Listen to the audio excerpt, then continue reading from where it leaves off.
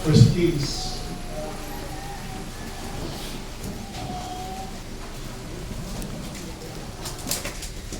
First Kings, chapter 18. Salamat kita sa Ginoo na si Aldin o si Shaira. Amen.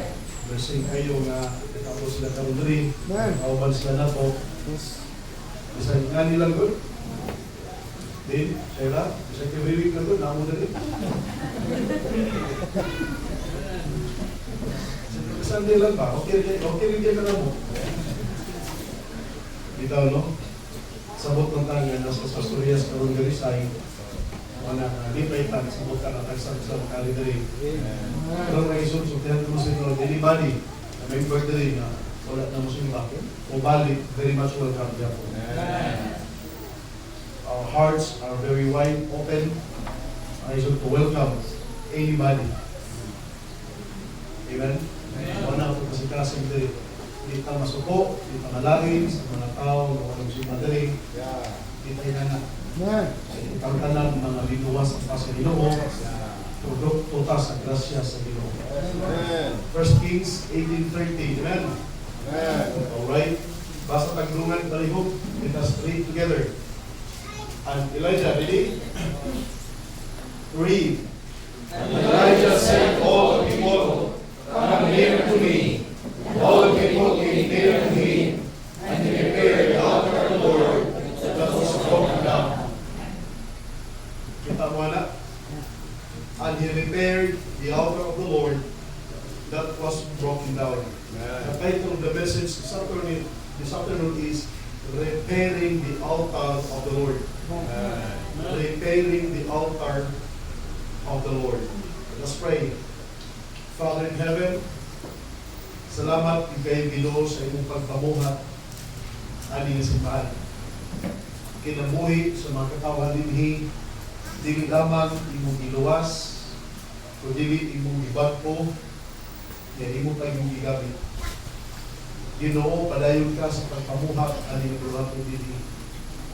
Nindot kayo o Diyos ang awit sa upat. Nindot ang awit sa mga katawan mo. Dalaygon ka, Ginoo. Imo ni ang tanang himaya, imo ni tanang pagpamuhat, Ginoo.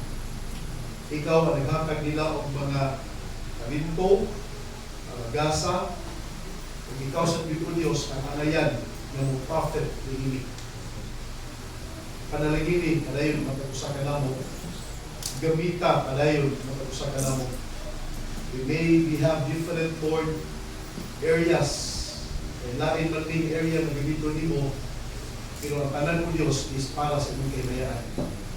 Mo na ikaw ang kabalaan, pag-usahan sa pating kadapit Ginoo, protection ni Miha, tayo ginover, kasimpa ka in Jesus' name. Amen. Nakalikot talang palihog. Mga igsoon, Lord Altar. Lord Altar. Ang itanaw sa concordance ba? So, tingnan sa concordance na ko. Limot na. Green concordance na ko. Ingon sa dito, it is any structures on which sacrifices were offered. Bisan unsa kuno nga mga structures, basta diha gihimo ang mga sacrifices, diha gibutang mga sacrifices gihalad para sa Ginoo. Actually, mga igsoon, nagsugod ang altar o taod na. But during sa time ni Moses, God made a very specific instructions concerning building an altar. Now, if you would please, balik lang kadali, pero kanya na siguro sa katapusan dapit. Abli sa Exodus chapter 20, verses number 24 to 26. Exodus, palihog. Just go with me and you will learn, mga igsoon, something from the Word of God. Just bear with me. Bingog kong ato tali yung verse at tualang. Unya, nakay mark, nakay marker, kahit mong Bible, ang makalundong ka, makita niyo easily whenever you wanted to find it once again. Exodus chapter 20, verses 24 to 26. The Bible says, an altar of earth. Actually, Exodus chapter 20, that is the commandment of the Lord, giving the 10 commandments of the Lord. Amen? And then after giving the 10 commandments of the Lord, God continued to speak to Moses. And then, ingon and verse 22, and the Lord said to Moses, thus thou shalt say unto the children of Israel, ye have seen that I have talked with you from heaven. Ye shall not make with me gods of silver, neither shall ye make unto you gods of gold. Padayon sa pagsulti, an altar, verse 24, na, amen? An altar of earth thou shalt make unto me, and shalt sacrifice thereon thy burnt offerings, and thy peace offerings, thy sheep and thy oxen. In all places where I record my name, I will come unto thee, and I will bless thee. In verse 25, and if thou wilt make me an altar of stone, thou shalt not build it of hewn stone. For if thou lift up thy tool upon it, thou hast polluted it. In verse 26, neither shalt thou go up by steps unto mine altar, that thy nakedness be not discovered thereon. So basically, mga igsoon, ang gimin sa Ginoo dinhi ng Moses, na maghimo siya og altar sa Ginoo, kanang gikan gyud sa pure nga yuta o pure nga bato. Amen? Earth or natural earth, mga igsoon, or natural stone, and without steps, walay hagdanan. Dahil may hagdanan, ang mga tao sa ubos, makikita nimo, makita nimo ka nagahubo. Today, our altar, mga igsoon, is a place where we are offering ourselves as a living sacrifice unto the Lord. Amen. Amen. The altar. Sa Old Testament, specific kayo, wala altar. Wala altar. Wala picture sa altar. Butang. Picture sa altar. It can be mga igsoon stone, basta pure good na stone. It can be made up of earth or yuta. 1 Kings chapter 18, gi-repair man to ni Juan, ni Elijah. Makita na to niya. It was all made by stone. Amen. Amen. So dito ibutang ang mga offerings. Example lang, kini. Walang altar. Dili ibutang ang ilang mga halag para sa Ginoo. Burnt offerings, tanan ng mga offering. Diri sa altar. O mahimo ng dawaton sa Dios. Dili ibutang bisan asa. Sa time ni Abel o ni Cain, nag-offer sila, wa pa man to'y altar. I don't know where did they offer it, pero wala dito tanawa sa Dios ang altar ato higayuna. The offering o ang ilang kasing-kasing magitan-aw sa Dios ato. Wala na nalipay ang Dios sa kasing-kasing ni Abel. Kunya later on, mga igsoon, pag-uso sa altar, pagsugod sa altar, dito na nila ibutan ang ilang offerings through the altar. Amen. Amen. You know what? Ang altar, mga igsoon, very important sa atong Christian life. Sa tinud-an lang, you will notice nga ang altar karon, mga igsoon, sa atong panahon is like this pulpit. Kini nga pulpit. Mao bitaw na sa itong anak akong giingnan, na kini nga area dili pwede duwaan. Dili pwede binuangan dinhi. Pwede mo diha mag-practice, pwede mo diha mag-unsa, pero dili mga igsoon, let us keep this place a sacred place. Tanawa, bisan dili sa ubang mga Bible Baptist churches, whenever there's a preaching of the word, tanawa lang yun. Ang pagwali pa lang sa pulong sa Ginoo, di ba, gihimo dili, wala gihimo diya, wala gihimo dito. Na specific na lugar. O sa panahon na maghimog invitation, di ba ang mga tao dili magawas, di ba, move forward. O dili sa pag-forward, mga igsoon, maghimo og commitment ang mga tao. Dili sa pag-forward, mga igsoon, mahitabo ang revival. Amen? Sa pag-forward, mahimo ang dedication, mahimo ang repentance, mahimo ang renewal of commitments, mahimo din sa pag-forward ang revival. Mao na importante o balaan, himuon nato mga igsoon nga sagrado kini nga lugar diri napita. Diri gipa-reveal sa Ginoo ang mensahe sa Dios. dili mo forward ang mga tao o maghimo mga igsoon o rededication o commitment sa Ginoo. Amen? Importante ang altar of the Lord. Amen? Importante ang altar of the Lord. Now, this is the altar of the church. This is the altar of the church. Sa inyong mga panimalay, there should be kanagitawag nga family altar. Importante nga naay family altar. Amen? O ang family altar na to, mga igsoon, must be initiated by the husband. If you notice, ang mudawat sa offering, the priest, ang muhalad, ang muhimo sa ceremony para sa offering, ang priest. Walay priestess ang Ginoo. Walay pastora ang Ginoo. So sa panimalay na to, mga igsoon, as we make our family altar, it must be initiated by the husband because the husband, mga igsoon, must stand as a priest. Amen? The husband or the father must stand as a priest to perform the office, mga igsoon, of a priest. Leading his family, enjoying night to the Lord by Bible devotions and prayers. I do not know, mga igsoon, kung na pa may family altar sa inyong tagsa-tagsa kapanimalay. Basig nawala na ang family altar. Basig wala na ay devotional nga hitabo dito sa panimalay. Kung na may devotional, basig gilig na sa asawa.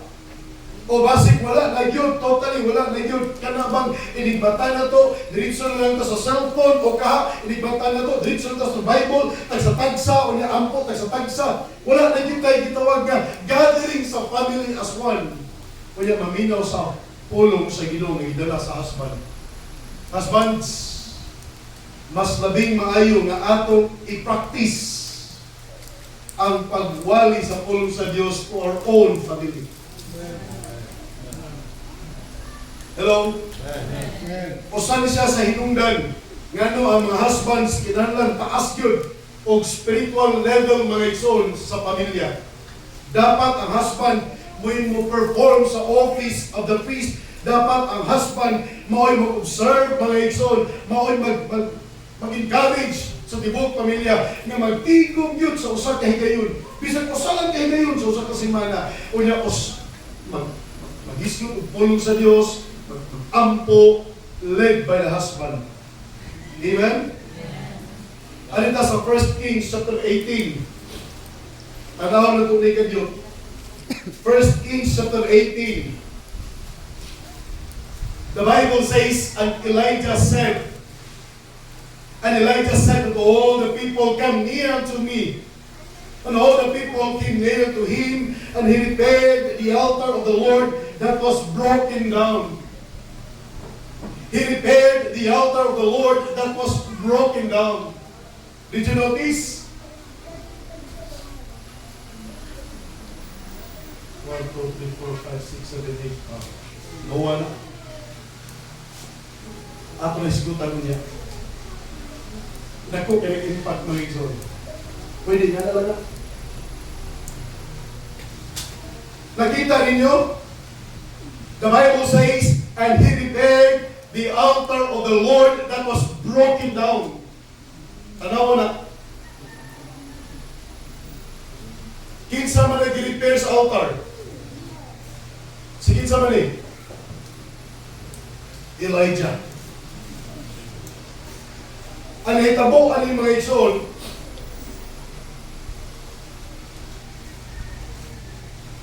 there was a challenge na hitabo dito sa Mount Carmel. Gigukod si Elijah ni Ahab, king of Israel at this time.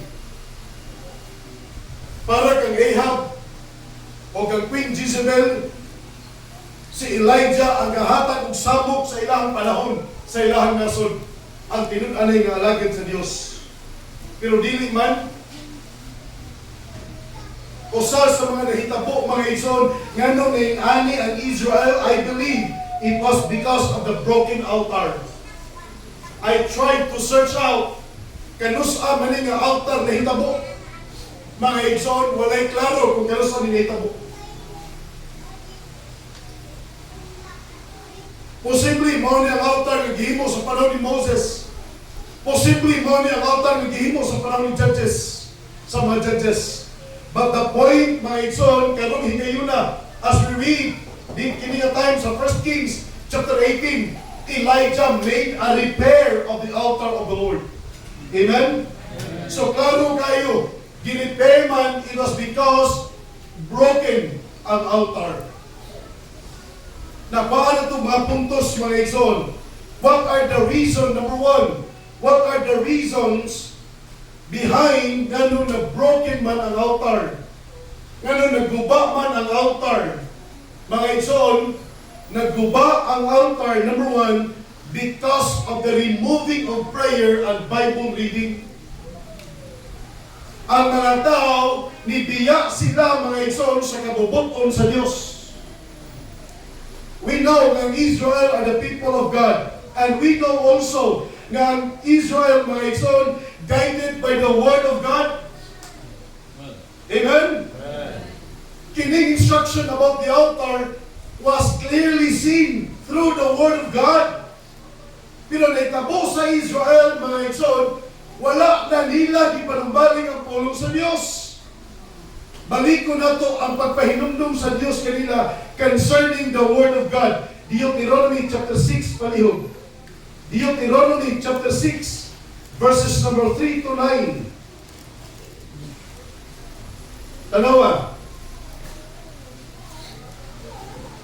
In Deuteronomy chapter 6, verses number 3 to 9, hear therefore, O Israel, and observe to do it, that it may be well with thee, and that ye may increase mightily as the Lord God of thy fathers hath promised thee, in the land that floweth with milk and honey. Hear, O Israel, the Lord our God is one Lord. And thou shalt love the Lord thy God with all thine heart, and with all thy soul, and with all thy mind. And these words which I command thee this day shall be in thine heart, and thou shalt teach them diligently unto thy children, and shalt talk of them when thou sittest in thine house, and when thou walkest by the way, and when thou liest down, and when thou risest up. And thou shalt bind them for a sign upon thine hand, and they shall be as frontlets between thine eyes. And thou shalt write them upon the posts of thy house, and on thy gates. And it shall be, when the Lord thy God shall have brought thee into the land which is swear to thy fathers, to Abraham, to Isaac, to Jacob, to give thee great and goodly cities which thou buildest not, and houses full of all good things which thou fillest not, and wells deep which thou diggest not, vineyards and olive trees which thou plantedst not, when thou shalt have eaten and be full. Amen? Masabda na ito, mga igsoon, constant yun, gipahinumduman sa Diyos ang iyang mga katawan, ayaw kalinti ang pulong sa Diyos. Ayaw kalinti ang pulong sa Diyos. Anybody who forget, mga igsoon, the words of God will be destroyed. We are not better than God. And we cannot fight, mga igsoon, against God. We cannot go against God. Ang pulong sa Diyos kinahanglan obserbahan. Ang pulong sa Diyos kinahanglan sabton. Ang pulong sa Diyos kinahanglan madawat. Ang pulong sa Diyos kinahanglan ikinabuhi. When you started to live, magsugod na gini kang kinabuhi, nga wala ang pulong sa Diyos, wala kay ampo. It will be the beginning of the altar, mga igsoon, nga mabroken. Amen? Magsugod gani kag distansya, mga igsoon, sa pulong sa Diyos. Magkinabuhi na gani ka, ani kalimutan na, nga walay pulong sa Diyos, sugod na kaguba ang altar sa Ginoo sa imong kinabuhi. And what we can do in this world, mga igsoon, kung wala tayo constant na pagduol sa Diyos. Importante ang pulong sa Diyos. Amen? Removing prayer and Bible reading.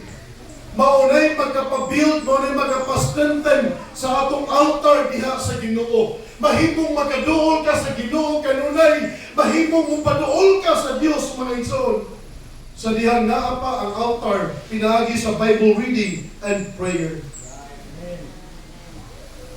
Ma-remove na gani ang prayer ng Bible reading sa imong kinabuhi. Ikaduha, you will start to rely on yourself. Not on God, not on the Holy Spirit anymore. Amen? Reason, o sa may rason nga nabungkag man ang broken altar. Nga nung gi-repair man ni Elijah ang broken altar, tungkol kaya ang mga tao, wag na maminaw sa pulong sa Diyos, naminaw na silang Baal. Kanihigayon na mga igsoon, 1 versus 450. Si King Ahab, wala maminaw sa propeta sa Diyos. Ang iyang papa si Omri, wala maminaw sa pulong sa Diyos. Ang testimony aning duha ka mga hari, mga igsoon, puro dautan. 1 Kings chapter 16, palihog, tanawan yung Bible. 1 Kings chapter 16, verses number 25 to 30.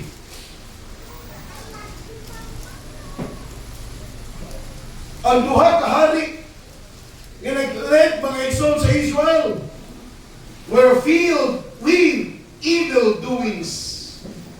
1 Kings chapter 16, namo, amen? Verses number 25 and 30. Look what the Bible says. Namo? But Omri wrought evil in the eyes of the Lord, and did worse than all that were before him. For he walked in all the way of Jeroboam the son of Nebat, and in his sin wherewith he made Israel to sin, to provoke the Lord God of Israel to anger with their vanities. Si Omri na. Ang isunod niya, mga igsoon, si Ahab. Tanawa, verse number 30. Verse number 30.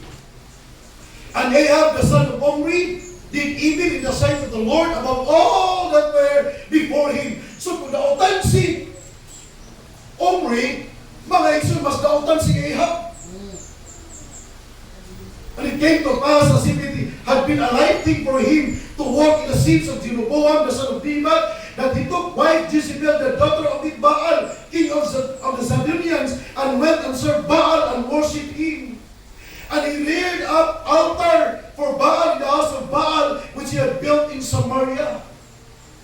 Kita mo, amen? Natuhog ninyo? Asa ang altar of the Lord, ano hindi yun na? Na ang leader sa nasod sa Israel, wala mo too sa Diyos. Bungkag! Kinsa pa may mga timan, mga igsoon sa altar of the Lord, kinsa pa may mga lagad sa Diyos sa ligayuna, nga ang isimba sa hari, Diyos naman. Di Baal.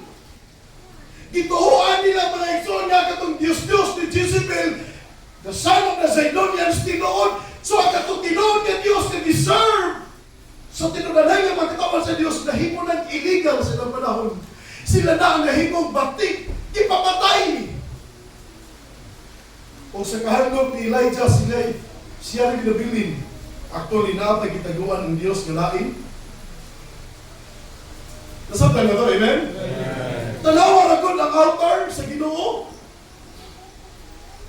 Insakto itong altar dito sa Mount Carmel. Si Ahab nag-clear siya o lain nga altar para kang Baal.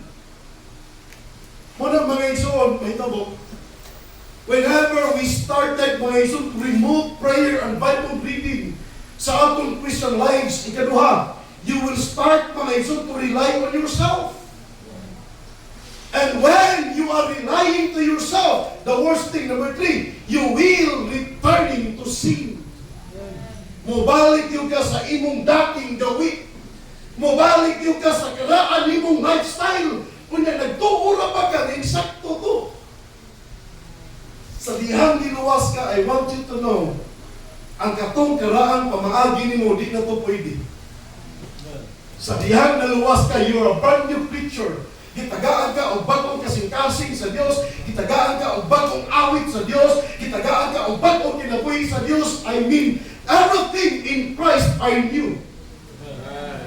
Pero kung sinitabo mga igsoon, daghang Kristohanon dito gihapon ang pamaagi sa karaang kinabuhi. Mo diskarte gihapon, magunahuna, tawahanon gihapon kaayo. Murag way bagong hunahuna nga gibutang ang Ginoo sa iyang kinabuhi.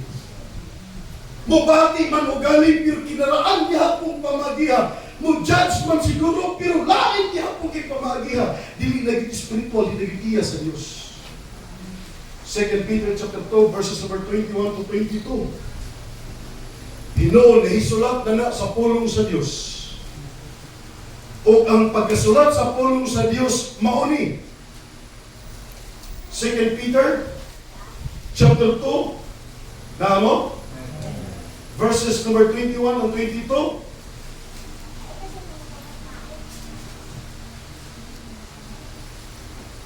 The Bible says,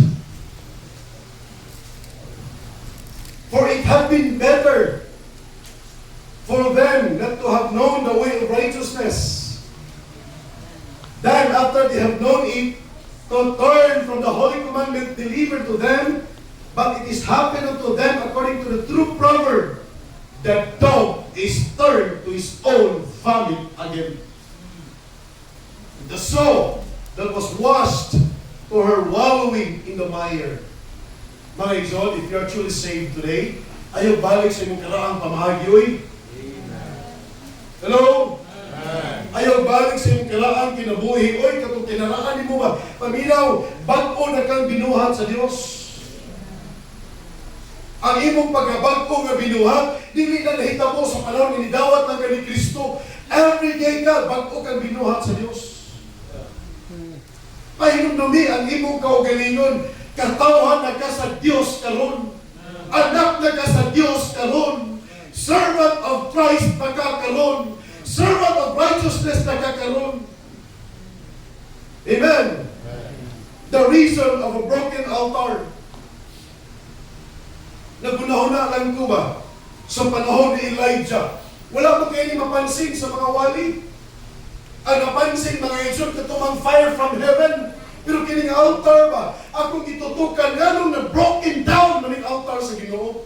Nganong nahunong mani sa paghimo o halad sa pagkatawan dito. Mauniay kay ang mga hari na nangagi, puro na dautan. O ang Israel, mga igsoon, I believe ilan ang giwagtang ang Bible reading, ilan ang giwagtang ang Scripture, ilan ang giwagtang ang pulong sa Diyos. Kaya wala na may pulong sa Diyos, wala na sila'y ampo. Mga igsoon, ayaw na himuha sa inyong kinabuhi. Naminaw mo? Balik ta sa Bible reading, balik ta sa pag-ampo. Balik ta, mga igsoon, kining kalibutan na, wag ilaing sulbad ani nga makalingkawas ta gikan sa kadautan niini kundi pinaagi lang yun sa eternal word of God. Not only the reason of a broken altar. Number 2, the result of a broken altar. Unsay resulta mga igsoon sa dihang Israel na anak sila sa panahon ni Elijah. Number 1, calamity. Number 2, crisis. Number 3, curse. Mauni ang dagan sa Kristohanon. Mauni ang kinabuhi sa Kristohanon. Sa diha wa na kay Bible reading, sa diha wa na kay altar. Diha doon sa Ginoo. Calamity. Kung sa dito po ang calamity sa Israel, tanawa. 1 Kings chapter 7, 17. 1 Kings chapter 17. Sa panahon ni Elijah. Sa panahon ni Elijah, mga igsoon. 1 Kings chapter 17, ano mo? In verse 7, tanawa pa niyo, kung may basa. Ready? Read.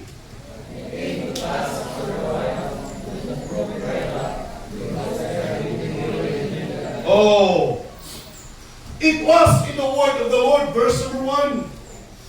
In verse number 2, and Elijah the Tishbite, who was of the inhabitants of Gilead, said unto Ahab, as the Lord God of Israel liveth, before whom I stand, there shall not be dew nor rain these years, but according to my word. And the word of the Lord came unto him, saying, dalawa, paminaw, moabot na rin drought sa Israel, isulti na dahil sa Diyos kung wala sa ikalagutan sa nasod sa Israel. Nairason ang Ginoo, nga nung wala paulan niya ang Israel. Nairason ang Diyos, nga nung naikalamidad, pinahitabo sa nasod sa Israel. Hello? Tanang pahitabo sa nasod sa tibok kalibutan, wala na pahitabo mga igsoon nga kaliplan o kasulagba. It happened because God is not pleased. Nahitabo na mga igsoon, kaya wabalipay ang Ginoo. So kung sa may kalimidad, pinahitabo sa imong kinabuhi, you pray to God, Lord, what did I do wrong? Lord, ano nangani man ko? Lord, ano nangani man ang akong kinabuhi? You ask God. You pray to God. Na ay mensahe ang Ginoo sa kalamidad, pinahitabo sa imong kinabuhi. Or kung panalitan ng imong pamilya na ay kalamidad, you pray to God, Lord, why? Ang Israel, mga igsoon, tibok nasod sa Israel, naagay kalamidad na hitabo nila because God was not pleased in the lives of Israel, especially at this time. There was a calamity. Amen. Did you know what the book of Proverbs said? Na ay pulong sa Diyos, na ay reproof na gihimo sa Diyos. Proverbs chapter 1 verse 23, turn you at my reproof. Turn you at my reproof. Namo, amen? Behold, I will pour out my spirit unto you. I will make known my words unto you. Old Testament times ni. So Old Testament times, ang Holy Spirit of God muabot, mugawas sa tao. Amen? Ingon na pulong sa Diyos, alin ko sa akong mga pagbanlong. Pamina ko sa akong mga pulong. Ingon ang Old Testament, pasabtong ka sa akong pulong. Pasabtong ka sa akong kamubuton. In verse number 24, because I have called and ye refused. I have stretched out mine hand and no one regarded. But ye have set at naught all my counsel and would not my reproof. Ingon ang 26, I also will laugh at your calamity. I will mock when your fear cometh. Salamat na naapay wali sa pulong sa Diyos. Salamat na ikaw, bisag gahit kang kasing-kasing, gahit kay kang ulo, ipaobey sa pulong sa Diyos. Salamat, okay pa ang imong kinabuhi. Salamat na makapaminaw pa ka sa pulong sa Diyos. Ayaw dugaya ang pagkagahit sa imong ulo. You obey what the Bible says. You follow what God says. You follow the leading of God's word in your life. Sunda ang pulong sa Diyos. Ayaw pag kinabuhi, sumala sa imong gusto. Kay maghihimo gani kang imong kaugalingon. Muabot ang kalamidad sa imong kinabuhi, katawan ka sa wisdom. Kahit ka pulong. Sa diyang muabot ang kalamidad sa imong kinabuhi, katawan ka ni wisdom, mao na, mirisi. Nga bitaw ni kapatuo. Pero kana mga igsoon, calamity pala ha. Napay death anak, nga ni kamatay ni mo, impas kita na. Proverbs chapter 24, verse number 21. Proverbs chapter 24, verse number 21. The Bible says, my son, fear thou the Lord, and the king, and meddle not with them that are given to change. Amen? Amen? Amen. For their calamity shall rise suddenly, and who knoweth the ruin of them both. Verse number 22. Ayaw sabay sa mga tao nga way pulong sa Diyos. Ayaw kuyugi ng mga tao nga walay panubaling ba sa pulong sa Ginoo. Ayaw na sila kuyugi. Ang kuyugan nato katong mga tao nga nagpagtagad sa pulong sa Diyos.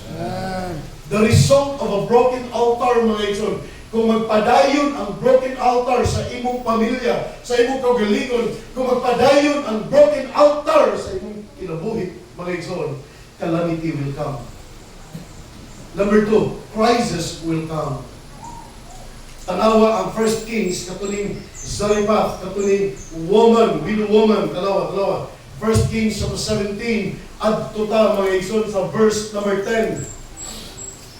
In verse number 10, so he arose and went to Zarephath, and when he came to the gate of the city, behold, the widow woman was there, gathering of sticks. And he called to her and said, fetch me, I pray thee, a little water in a vessel, that I may drink.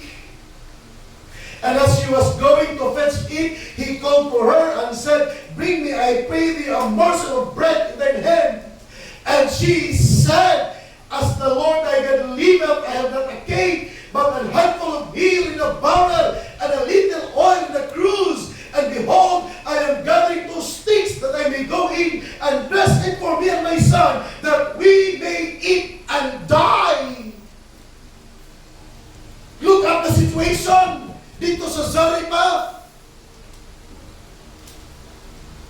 Na ay prices of food, why supply? Amen? Why supply? Ang Diyos mo'y nag-control sa panahon. Ang Diyos mo'y nag-control sa lugar. Ang Diyos mo'y nag-control sa kinabuhi. Ang Diyos na ay control sa tanan. When the altar was broken, mga igsoon, ang resulta, calamity sa Israel. Ang resulta, crisis sa Israel. May ganit na si Elijah, gipaadto sa Diyos, gipanalinginan ang mga niadto, ang mga gidil ni Elijah. Amen? Amen. Dito siya sa Brukchirit, uga, Israel, uga tanan. Niya sa Zarephath, magaling na Elijah, may galing na alagid sa Diyos, na restore ang ilang kinabuhi. Pero ang sitwasyon, mga igsoon, sa taragon, there was a calamity, there was a crisis. Why? Why? Because of the broken altar. They were living in sin. Ang ilang hari, mga igsoon, dautan, o bay pagkabana sa buluhaton sa Diyos. Si Zander? Where's Zander? One day, ipakutanan ko ni Zander, Pastor, kung saan ang curse? Where's Zander? Muna sa ikatulong na result, mga igsoon, when the altar is broken. Curse. Ang curse, it is a wish for evil. It invokes supernatural power intended to bring misfortune, harm, or destruction to a person. In the context of religion, curse, mga igsoon, it means removing someone from divine protection. Salamat kay sa Ginoo. Kita ng mga tawhan sa Diyos, mga igsoon, di natabahimong matulog. We will never be under a curse. I tell you. We will never be under the curse because of our relationship to Jesus Christ. Naluwas ta. Giluwas ta. Gibalaan ta sa Diyos. Amen? Sa kagahit nato o ulo, we will never be under a curse. Pero sa kagahit ni mo o ulo, pwede gihapon ka ma-destroy. Pwede gihapon ka magkinabuhi, nga mura kang gitunglo. Amen? But the curse itself, mga igsoon, na kanang gitawag nga, mawagtangan na ka o divine protection, that won't happen. Di na may tabok, mga igsoon. Kaya kung luwas ka, luwas yun ka. Amen? Kaya kung luwas ka, anak ka sa Diyos, manununod ka sa kinabuhi, walay katapusan, Hebrews 1:14, gipadadaan ka sa Diyos o mga ministering spirits. Ephesians 1:13, na ni mga Holy Spirit of God. So, dili ka mahimong under the curse. Pero basig ni mga Kristohanon ba, madutan og barang. Dahil mga Kristohanon, madutan og lumay. Dahil mga Kristohanon, madutan gyapon sa mga anting-anting o agimat, naghihimo sa yawa, basig di ka tinuod nga luwas. Madutan na yung luwas, mga igsoon, di yun na mayawaan. More lang, mayawaan og naong. Ganang malumbag kong bumbok, kung masagok, mayawaan mo na. Kanang maglapay mga igsoon o kaldilo, mayawaan mo na. Puno, dili sa yawa, sa Magyapon, Espiritus kasuko, Espiritus yawa. Uy, kung mag-away mo ba, ay mo paglabay ko sa nina, ha? Amen ha, amen ha? Pwede email mo, rin yung labay sa nina.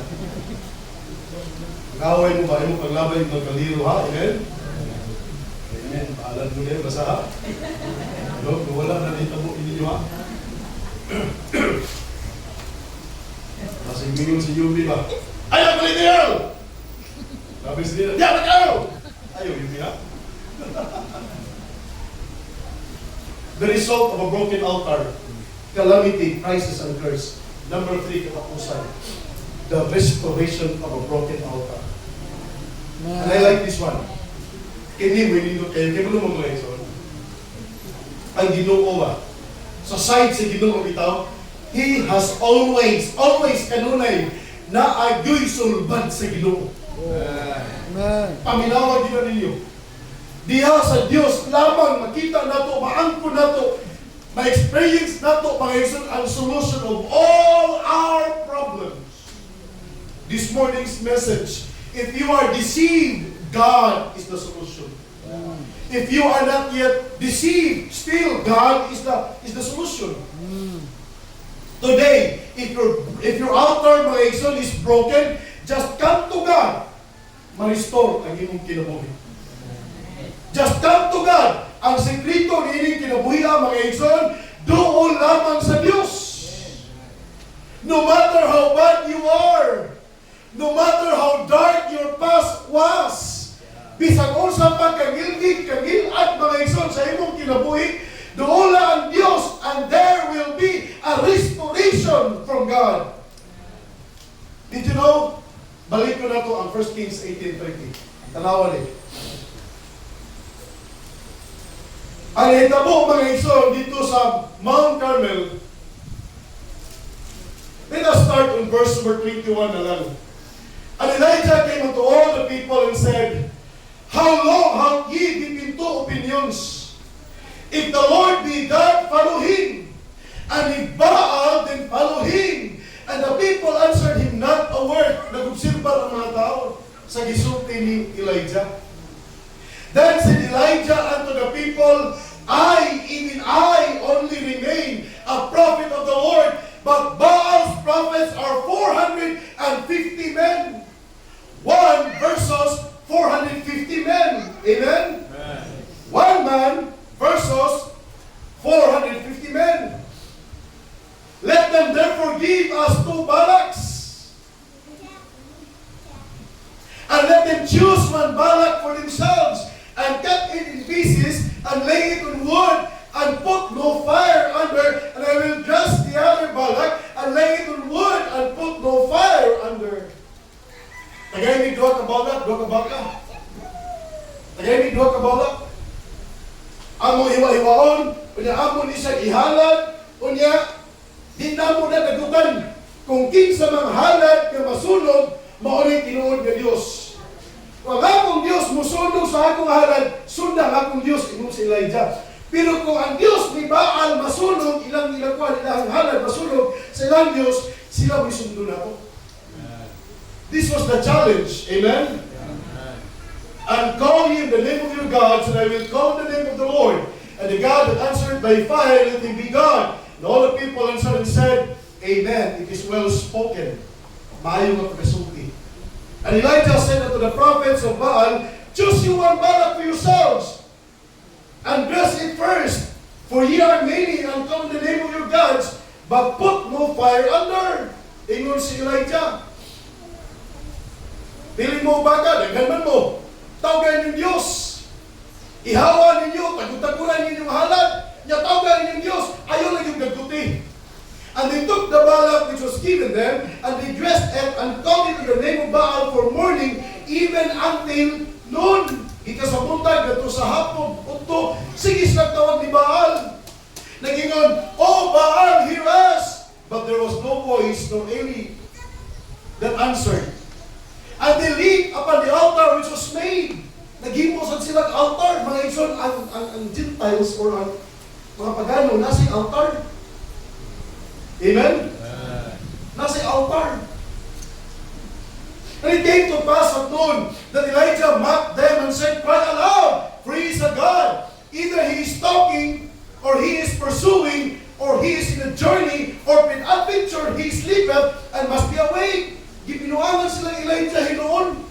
Sagit pa mo! Kay basin ang inyong Ginoo natulog. O ka ang inyong Ginoo nilakaw. O ka ang inyong Ginoo busy. Basin ang inyong Ginoo kinalang pagpukawon. Sagit pa more! Mga Izon, ilang lusuluksuhan, pagano ng ritual ba? And they cried aloud and cut themselves after their manner with knives and lancets till the blood gushed out upon them. Matagbaw sila sa paghalad, mga Izon, pagsagit. Ilang gisabat-samaran, ilang kagaligon, kay basin pangaluhi si Baal. Gisabat-samaran nila, hala! Sabat-samaran nila. It came to pass, when midday was past, they prophesied until the time of the offering of the evening sacrifice that there was neither voice, nor any to answer, nor any that regarded. Wala man yun! Dugay na kayo sa tibok adlaw, wa may kinahitabo. Yun si Elijah, ako nasabi. Yun si Elijah, paminaw, come near unto me. Verse number 30. Come near unto me.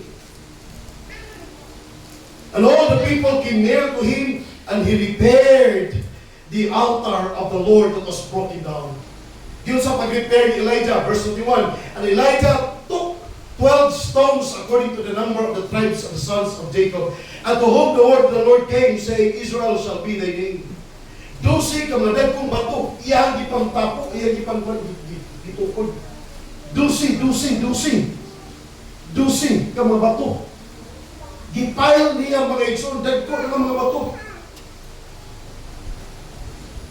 And with the stones he built an altar in the name of the Lord, and he made a trench. Gibutangan niya kanal. Diya sa altar, kanang bato. Gibutangan niya kanal, kanang tubig, kanang blue, tubig mana. About the altar, as great as would contain 2 measures of seed. And he put the wood in order, and cut the balak in pieces, and laid him in the wood, and said, Fill 4 barrels with water, and pour it on the burnt sacrifice and on the wood. Puna ang 4 kabaril na tubig.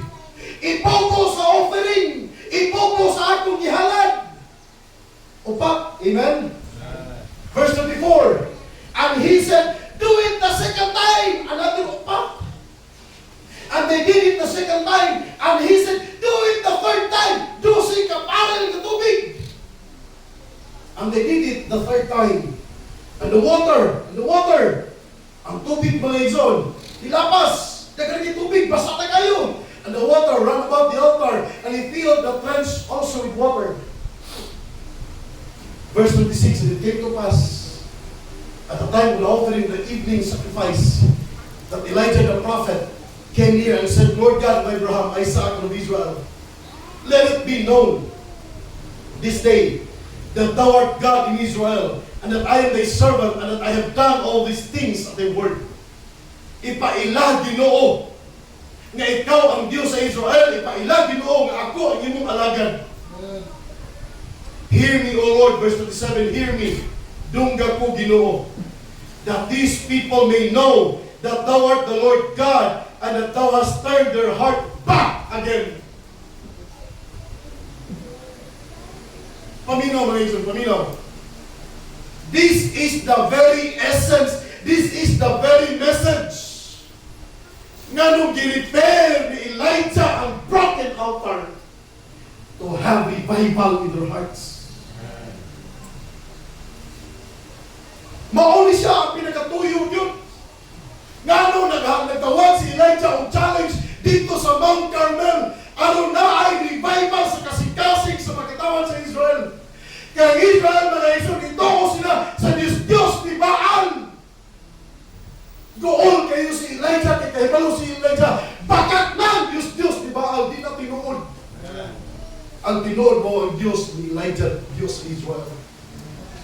And then verse number 28, in the fire of the Lord fell and consumed the burnt sacrifice and the wood and the stones and the dust, and licked up the water that was in the trench. Mga Igsoon, gikan sa langit nga kalayo, Gisunog sa Dios ang offering ni Elijah. Ang halad, ang altar, mismo pa man nagatong tubig nga nahimong murag gasolina, gikonsume sa kalayo sa Dios. That proves na Dios ni Elijah mo ay tinuod. Amen? Amen? What is that to us, Pastor? Paminaw mo. I hope nasabtan ninyo minsan. Mga igsoon, our altars at home, ang imong kaugalingong performance diya sa Dios, kinahanglan adunay restoration. Nakasabot mo? Kinahanglan naa kay repaired altar. Kinahanglan mga igsoon, mubalik ka doon sa Dios. Kinahanglan mo suod ka sa Dios. Repair your broken altar. Once ma-repair ang broken altar, mga igsoon, paminaw, the world was renewed by eye of Noah. When Noah get out, sa dihang igawa si Noah sa arka, asa tong si Noah. Sa dihang igawa si Noah, mga igsoon, gikan sa ark, the first thing that he did was, he built an altar unto the Lord. Genesis 8, verse 20. Mao'y pinilong gihimo ni Noah. Right after nigawa siya sa ark, wala siya magsusi-susi sa kalibutan. Kadako sa akong yuta, wala. Iyang giuna mga igsoon ng Diyos. The earth was renewed. The time of Noah, when he built an altar. Sa altar, naghihimo mga igsoon ni Noah. Naghimo sila offering, o ang katong offering, gidawat sa Diyos. Amen. Let's go there. Genesis 8, verse number 20. Gidawat sa Diyos ang ilahang offering ni Noah, ang halad ni Noah para sa Diyos. The Bible says, and Noah built an altar to the Lord, and took of every clean beast and of every clean fowl, and offered burnt offerings on the altar. And the Lord smelled a sweet savour. And the Lord said in his heart, I will not again curse the ground anymore for man's sake. For the imaginations of man's heart is evil upon his youth. Neither will I again smite anymore every living thing, everything living as I have done. Amen? Imagine mga igsoon, from Adam to Noah, wala na magkasibot ang Diyos. Wala na mahalari ang Diyos. O sweet smell. Kanabang humot, kanabang madawat yun sa Diyos. Kanabang halad na malipay ang Diyos. Gidawat na sa Diyos balik sa nag-offer ni Noah ay offering sa altar of the Lord. Ikaduha si Abraham. Number one, there was a renewal of the world. Number two, there was a revelation or reward, mga igsoon, or revealed faith of Abraham diha sa altar. Genesis chapter 22, palihog, verses number 9 to 12. Genesis chapter 22, verses 9 to 12. And they came to the place which God had told him of. And Abraham built an altar there, and laid the wood in order, and bound Isaac his son, and laid him on the altar upon the wood. And Abraham stretched forth his hand, and took the knife to slay his son. And the angel of the Lord called unto him of heaven, and said, Abraham, Abraham. And he said, Here am I. And he said, Lay not thine hand upon the lad, neither do thou anything unto him. For now I know that thou fearest God, seeing thou hast not withheld thy son, thine only son from me. Hello? If this is the altar of the Lord, gibutang siya ay saat dito. Pwede na ang tanong ni Abraham. Paminaw, ingon ang Diyos, ayaw Abraham, ayaw! Now I know! Pinaagi sa altar na ipagtuo si Abraham sa Diyos. Pagtuo sa Diyos daan si Abraham, Genesis chapter 12. Pahawa diha sa imong nasod, nilagaw si Abraham by faith. Genesis chapter 15, ang iyang faith, mga igsoon, was counted to righteousness. Pagkabot sa Genesis chapter 22, it was a big trial to Abraham.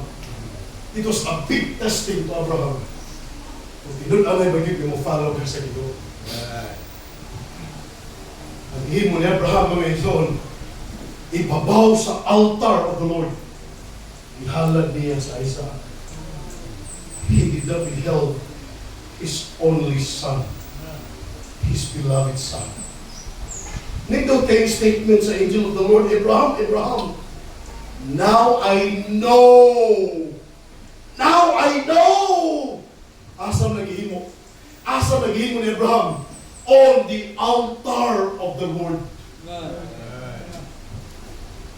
On the altar of the Lord, he did, mga igsoon, a great sacrifice, revealing his faith to God. Lord, dito ko magkunin mo, gusto kang akong anak ihalad, dalaw! Ingon na Diyos, ayaw! Kahibalo na ko sa imong pagtuo. Out on the altar of the Lord. Amen? And the number 3, last. Paminaw. When our altar, mga igsoon, our family altar, our personal altar, our altar here in the church, once ma-restore ni siya, there will be a renewed commitment to God. There will be a renewal of our vows to God.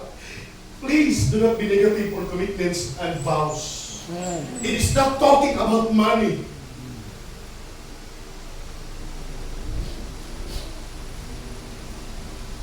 It's not talking about money.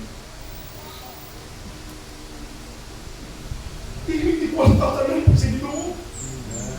Don't be negative on commitments and vows. Pwede ka makahimo og personal commitment, personal vow nimo sa Ginoo diri sa altar. When your altar, mga igsoon, is repaired, restored, there will be a renewal of commitment and vows unto the Lord. Number 2, there will be a revelation and reward, mga igsoon, from God. Your faith will be revealed on the altar. And number 3, mga igsoon, there will be a revival.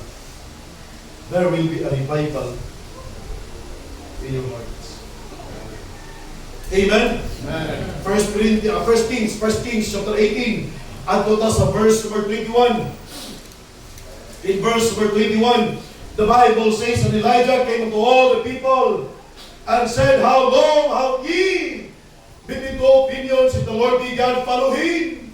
But if Baal, then follow him. And the people answered him not a word. Mga igsoon,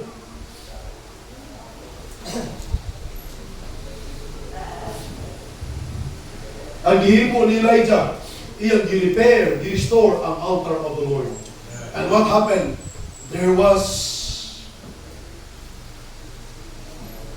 a revival of the hearts of the people. Amen? Amen? There was a revival in the hearts of the people. Salamat ang atong Diyos. Dili siya magtapik, mga igsoon, o dili siya mag-collect, o dili siya mag-keep og record sa imong mga pagpakasala. Dili nga na ang Diyos. Kung naghimo kang sala sa Ginoo kagahapon, naghimo kang sala sa Ginoo, mga igsoon, last week, naghimo kang sala last month, last year, paminaw, dili trabaho sa Diyos ang pag-keep og sala nimo. As a matter of fact, in the Bible, and their sins and iniquity will I remember no more. You just come to the altar of the Lord. You just come forward. You just make a commitment. You just need to renew your commitment and vows to the Lord.